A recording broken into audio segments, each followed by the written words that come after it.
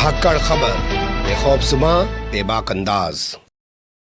धाकड़ खबर में आपका स्वागत है। मैं आपके साथ हूं अकरम रईस खान। आजम खान को एक बार फिर से उनकी पत्नी और बेटे के साथ जेल में डाल दिया गया है। जी हां, आजम खान जो 27 महीने तक पहले जेल में रह चुके हैं, अब फिर से एक बार उनको, उनके बेटे और उनकी पत्नी को जेल में डाल दिया गया है। इस बार अदालत के आदेश पर उनको जेल में डाला गया। पिछली बार जमानतें नहीं मिल रही थी, इस वजह से उनको लंबे समय तक जेल में रहना पड़ा था। उनके जेल में जाने के बाद पूरे देश की राजनीति एक बार फिर से गर्मा गई है और सबसे अहम सवाल जो खड़ा हो रहा है वो ये कि भैया, अब जो रियासत और सियासत थी, जो रियासत बसाई थी, इतनी बड़ी यूनिवर्सिटी बनाई थी, इतना बड़ा साम्राज्य स्थापित किया था, और जो सियासत थी 45 साल से रामपुर की, उसको अब कौन संभालेगा? बताते हैं कि आजम खान के जो बड़े बेटे हैं वो पॉलिटिक्स में नहीं है, बड़ी बहू जो है वो पॉलिटिक्स में नहीं है। और अब क्या आजम खान जल्दी से बाहर आ पाएंगे या नहीं आ पाएंगे? जज महोदय ने 7 साल की सजा जो उनको सुनाई है, उसके चलते लगता नहीं है कि हाल फिलहाल में उनको कोई जमानत मिल पाएगी। इसके अलावा और भी कई सवाल पैदा हो रहे हैं। लोग कह रहे हैं कि उनको उठा के यहां से किसी और जेल में डाल दिया जाएगा। तो ऐसा क्यों किया जाएगा? रामपुर में ही रखने में उनको क्या दिक्कत है? क्योंकि आजम खान काफी बीमार भी हैं और कई सारी उनकी सर्जरियां भी हो चुकी हैं। तो इन्हीं सवालों के आसपास अपनी बातचीत को रखने की कोशिश करेंगे।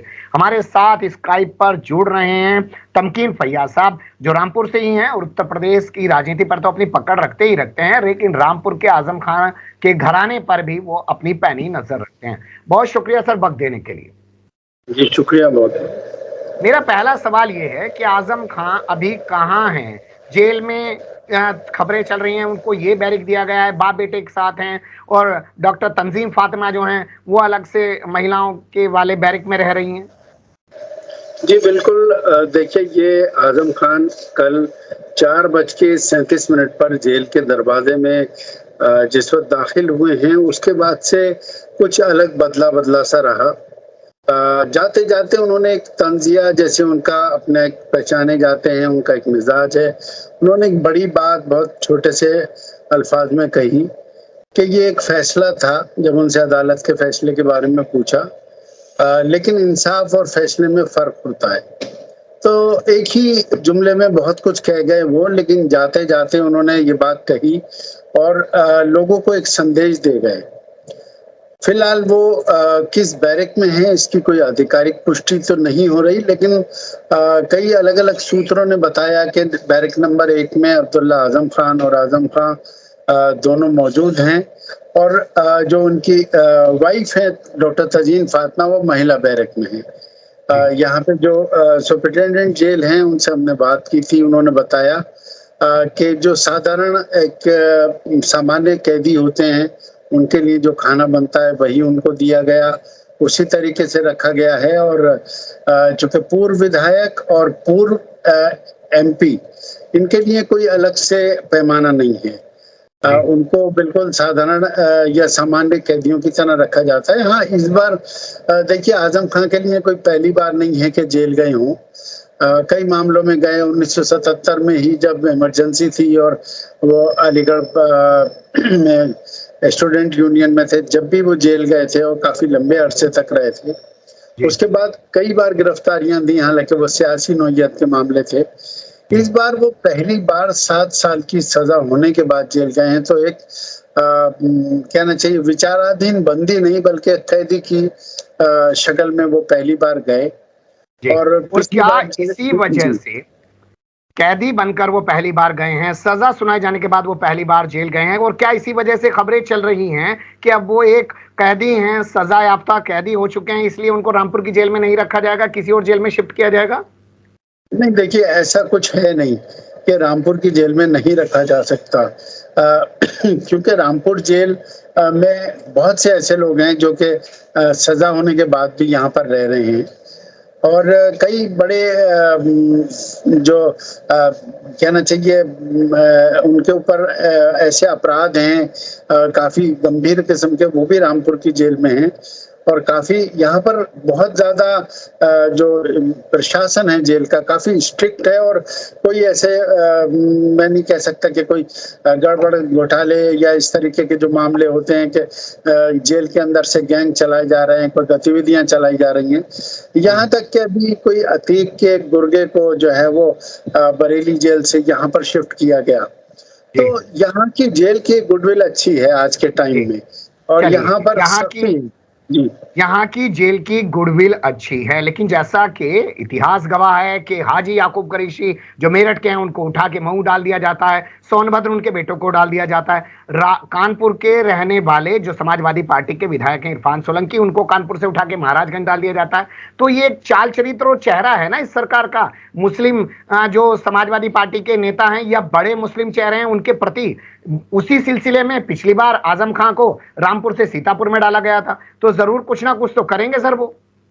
जी बिल्कुल, देखिए ये अप्रीहेंशन है, लोग कयास लगा रहे हैं कि आजम खान को उनके परिवार को कहीं दूर भेजा जाएगा, लेकिन थोड़ा अंतर इस बार ये है कि जो जेल के नियम हैं वो ये कहते हैं कि जब कोई विचाराधीन कैदी होता है तो उससे 1 महीने में 3 बार मुलाकात की जा सकती है, और एक बार में 3 लोग मिल सकते हैं, कोई उसमें बंदिशें नहीं होती हैं। और इसकी वजह से जो राजनीतिक कैदी होते हैं, कद्दावर राजनीति के लोग होते हैं, सियासी लोग होते हैं, उनके लिए तमाम समस्याएं जेल प्रशासन पे आ जाती हैं, भीड़ इकट्ठी होने लगती है, लोग मुलाकात के लिए वहां पर काफी मतलब दबाव बन जाता है।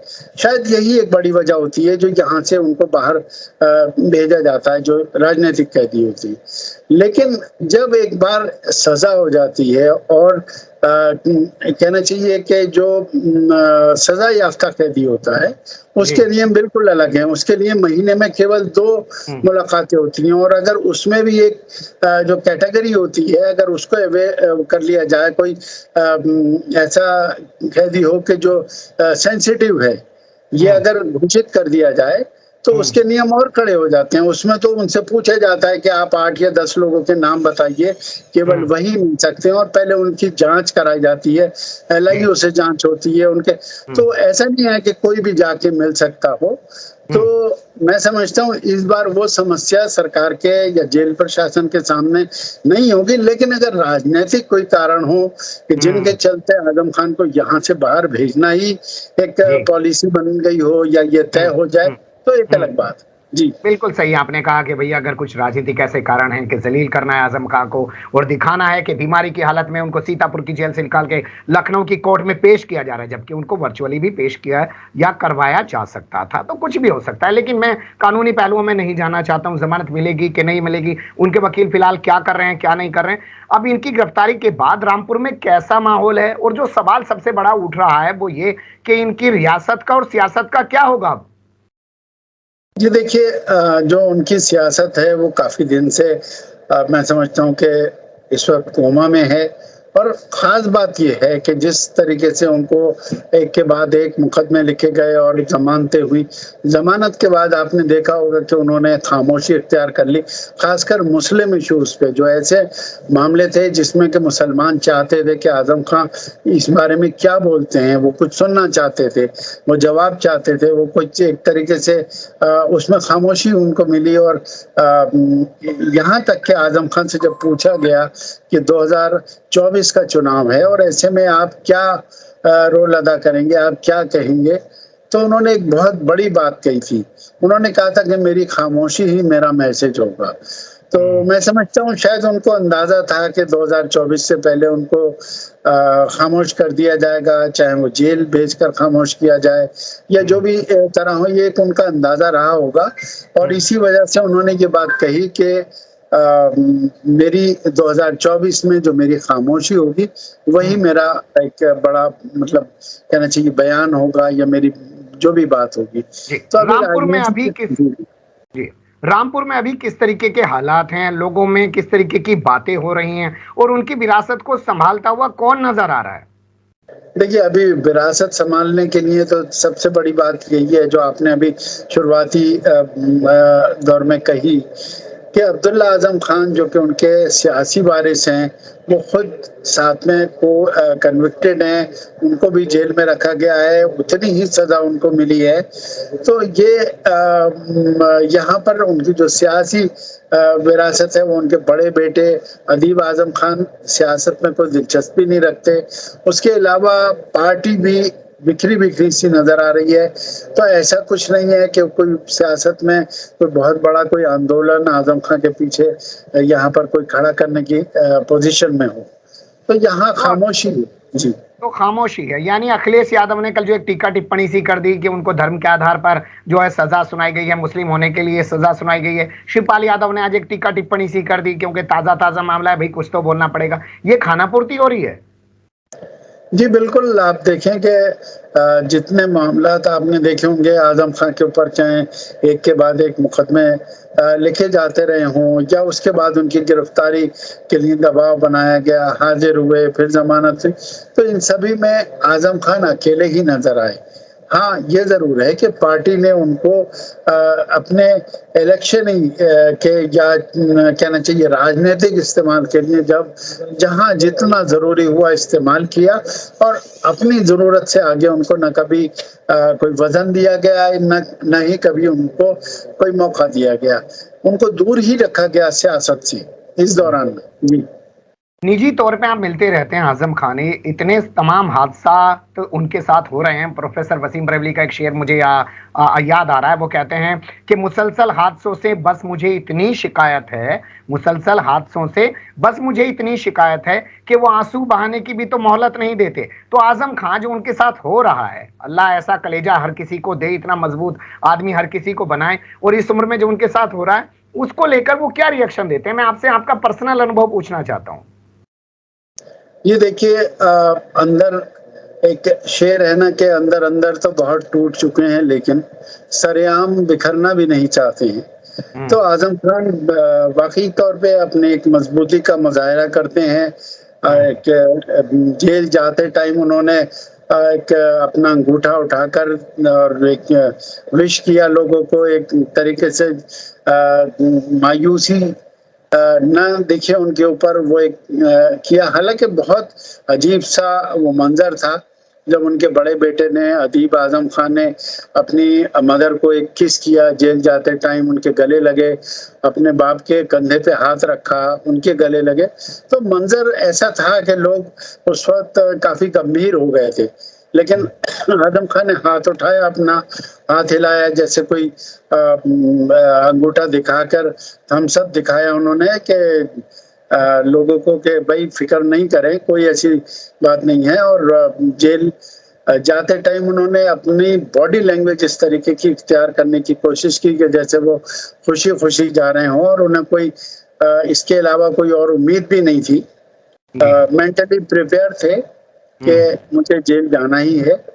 और इस बार भी जो जेल के अंदर की इत्तलात हैं उससे भी ये पता चलता है कि वो काफी सीजनड एक तरीके से पूरी तरीके से प्रिपेयर होके गए हैं, और उनको इस बात का अंदाजा है कि मुझे जो है जेल में रखा जाएगा, लंबे टाइम तक भी रखा जा सकता है। बिल्कुल सही कहा आपने सर, के लंबे समय तक भी रखा जा सकता है। पिछले साल इन्हीं दिनों का समय था जब उनको भड़काऊ भाषण वाले मामले में 3 साल की सजा सुनाई गई, और इस साल फिर इसी अक्टूबर के महीने में आकर उनको 7 साल की सजा सुना दी गई है। और इसके अलावा मुकदमे तो आप जानते ही हैं, उनके ऊपर 100 के करीब मुकदमे लिखे जा चुके हैं। तो क्या अब आजम खान को बाहर नहीं निकलने दिया जाएगा? तमाम मुकदमों में धीरे धीरे करके उनके खिलाफ सजा पर सजा सुनाई जाएंगी। ये देखिए, ये मामला जो था 420, 467, 468, 471, 120 भी, और इसमें जो सजा दी गई है वो माननीय न्यायालय ने 420 में 3 साल, 467 में जो मैक्सिमम सजा होती है 7 साल, 468 में 3 साल, और 471 में 2 साल, 120 भी में 1 साल। तो अगर आप कुल सजा जोड़े तो ये लगभग 15 साल, 16 साल की सजा है। लेकिन चूंकि ये तमाम सजाएं एक साथ चलेंगी और मैक्सिमम सजा 7 साल है, तो इसलिए ये 7 साल माने जाएंगे।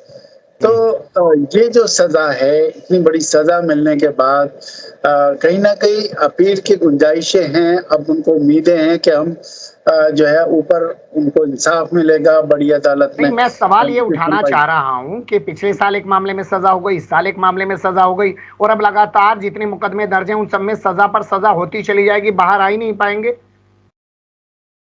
जी, जाहिर बात है कि जो फैसले आना है अब वो एक के बाद एक आना शुरू हो जाएंगे। और जितनी भी ये जो एक केस था जो कि जिसके साथ में पूरी डॉक्यूमेंट्री एविडेंस थी, वो अलग अलग जन प्रमाण पत्रों के जो सबूत पेश किए गए थे, इसमें जो प्रोसिक्यूशन है उसने 15 गवाह पेश किए, 15 वो किया। और बचाव पक्ष ने 19 गवाहियां पेश की कि अपने फेवर में, उन्होंने अपनी इलेक्ट्रॉनिक एविडेंस भी दी, सारी चीजें उन्होंने पेश की हैं। और उन सब की सुनवाई के बाद उन्हें ये उम्मीद थी कि शायद ये केस हमारे ऊपर नहीं बनेगा और हमें छोड़ दिया जाएगा, लेकिन अदालत ने उनको दोषी करार दिया और सजा दी। ऐसी सजा देने के बाद अब जब तक इसकी जमानत के लिए ये तैयारी करेंगे, अपील में जाएंगे, जब तक एक के बाद एक कहीं ना कहीं फैसले आते रह सकते हैं। और काफी समय बीत चुका है, इतने समय में जो चार्जशीटें हैं वो हो चुकी हैं, जो गवाहियां हैं वो बहुत सारे मामलों में हो चुकी हैं। तो ये बात आप सही है कि ये अंदेशा है लोगों को कि लंबे टाइम तक आजम खान जेल में रह सकते हैं। चलिए, खुदा खैर करे और उनको सेहतयाब रखे, और जिस तरीके की हिम्मत वो दिखाने की बाहरी तौर पे कोशिश कर रहे हैं, अंदरूनी तौर पे भी उनकी वो हिम्मत बनी रहे। राजनीति है, की जा रही है, वरना आप सोचिए कि 2014 में नरेंद्र मोदी सत्ता पर बैठ गए, 5 साल एक भी मुकदमा आजम खां पे नहीं हुआ। आदित्यनाथ योगी 2017 में सत्ता पर बैठ गए, लेकिन 2019 में जब तक जयप्रदा नहीं आ रही तब तक एक भी मुकदमा आजम खां पर नहीं हुआ। 2019 के बाद ही ये तमाम चीजें प्रयोग के तौर पे की गई हैं, ये संयोगवश नहीं हुई हैं। बहुत शुक्रिया, आपने वक्त दिया, फिर आपसे जुड़ने की कोशिश करेंगे। बहुत शुक्रिया सर। शुक्रिया।